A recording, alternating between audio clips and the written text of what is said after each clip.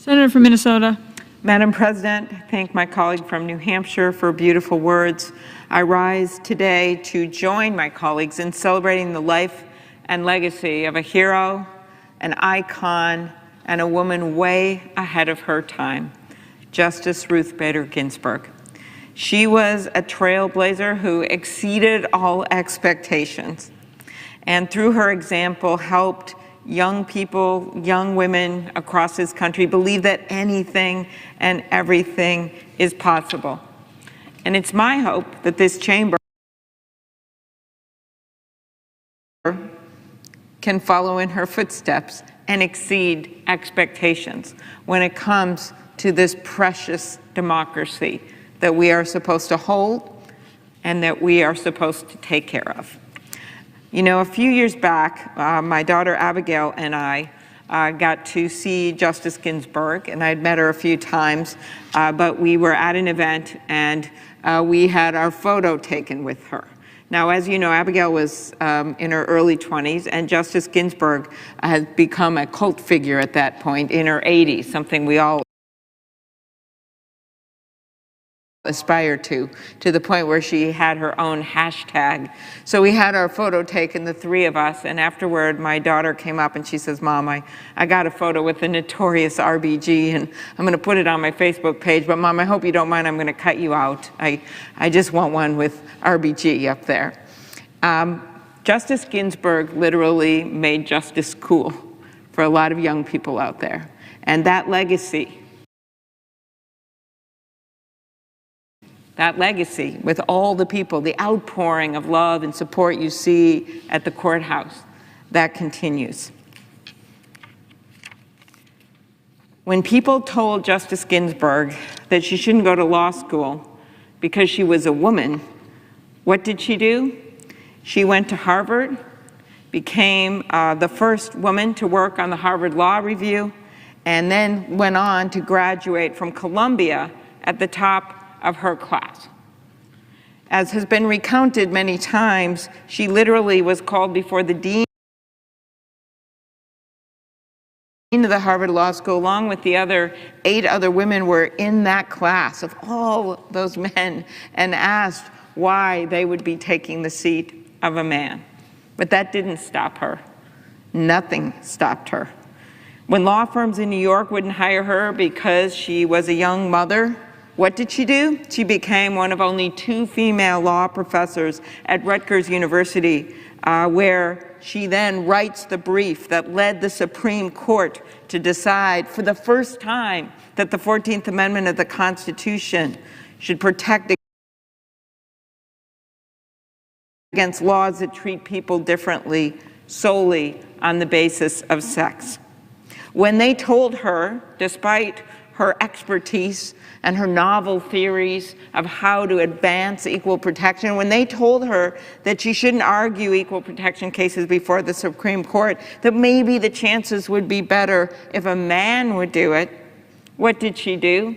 She argued 6 cases in front of the U.S. Supreme Court and leaves with 5 out of 6 victories. But she didn't stop there. She was nominated as the 2nd woman ever to serve on the Supreme Court after Sandra Day O'Connor. She was confirmed in the Senate by a vote of 96-3. She served on the Supreme Court, the highest court in the land, for 27 years, standing up for equality and justice. And as I noted, she became an international icon well into her 80s. She did all that by never giving up. And to me, that has inspired me as we deal with what is in front of us right now, with this assault on our democracy. When the odds don't look that good, you never give up. One of her important majority opinions on the court built on her work on equal protection as a young attorney. In United States v. Virginia, Justice Ginsburg wrote for a 7-1 majority that struck down the male-only admission policy at the Virginia Military Institute.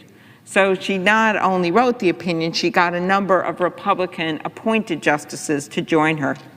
When she announced the opinion in court, she said the Equal Protection Clause of the 14th Amendment prohibits any, quote, law or official policy that denies to women, simply because they are women, equal opportunity to aspire, achieve, participate in, and contribute to society. That opinion was joined by justices, as I noted, including Chief Justice Rehnquist, Sandra Day O'Connor, Justice Kennedy. It was an example of the principle that guided Justice Ginsburg, in her words, to fight for the things that you care about, but to do it in a way that will lead others to join you.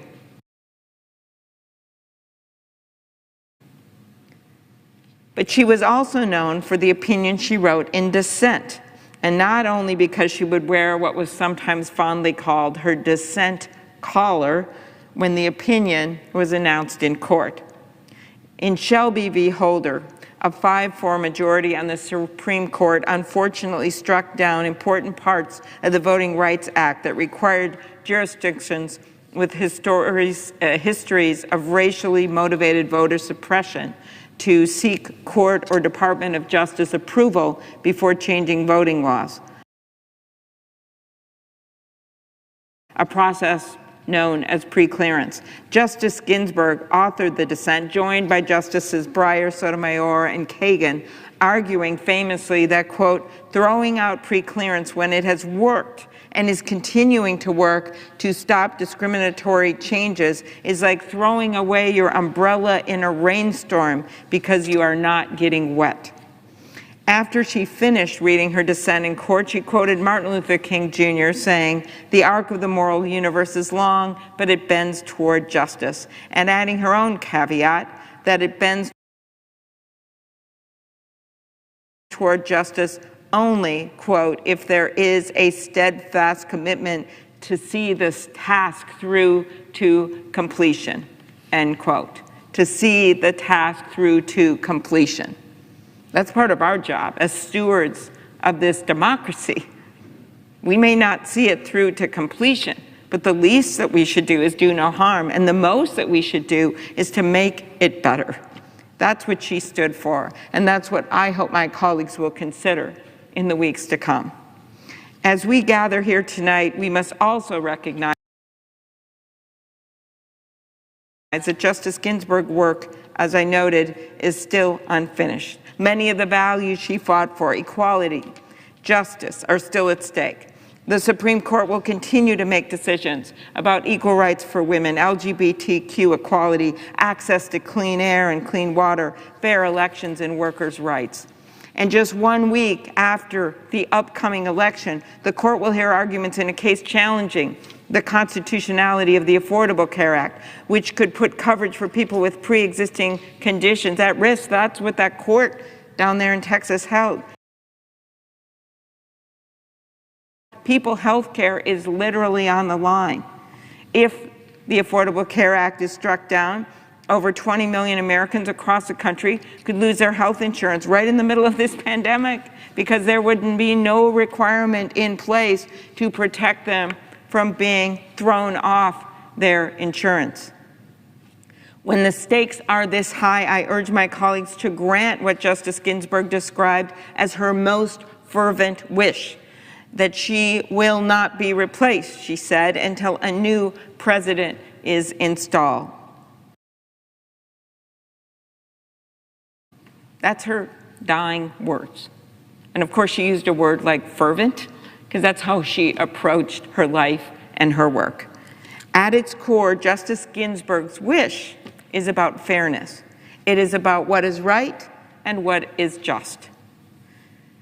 4 years ago, Leader McConnell created a new rule for Supreme Court nominations.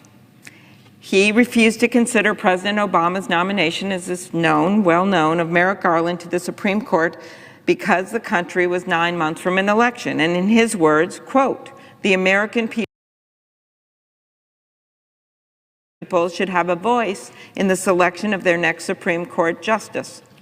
So here we are, 42 days until the presidential election, and people have already started voting. They are voting in my state not only by mail as we speak, but also in person at early voting places all across our state. It is our Republican colleagues that set that precedent, and now they must follow it. Tonight, I urge my colleagues not to fill this vacancy until the American people have voted. People are deciding right now who should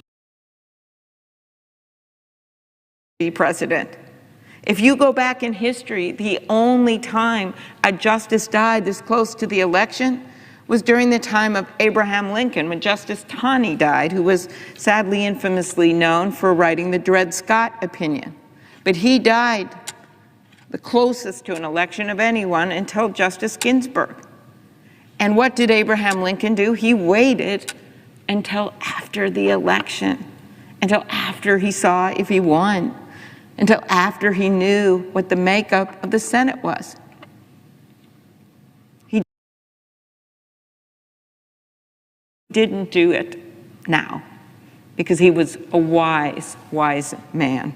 Because his interest, as we know, was to bring our country together and to do everything he could in his power to stop the divide and to be one nation under God.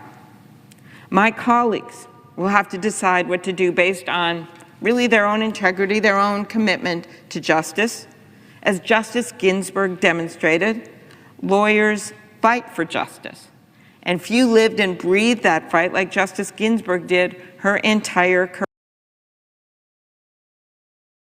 career. That's our job, too, to fight for justice. But we have an even more extraordinary burden, and that is also to uphold this democracy and to keep this country together. Justice Ginsburg did it in her own ways, in her own life, despite having incredibly different opinions about the law as Justice Scalia. They were true friends, and she was able to work with him. Well, we need to see more of that here. It doesn't mean that we have to agree on who the next president is. It doesn't mean that we even have to agree on who the next justice is. But our jobs to maintain civility in this country, to bridge that divide, to bring people together, is to simply let the people decide. I think it is because of that unique characteristic she had of being a fighter, of being a hero, of taking risks, of never giving up, but of also doing it in a way where people could feel like they knew her. Even people that disagreed with her, including in this institution, respected her. Well, now the eyes are on this place, and it's our job to earn the respect of the American people. And the reason that we have seen so many people expressing their grief at the steps of the Supreme Court and across the country is because of that respect. Justice Ginsburg opened doors for women at a time when so many insisted on keeping them shut. And on the Supreme Court, time and time again, she made the case for justice.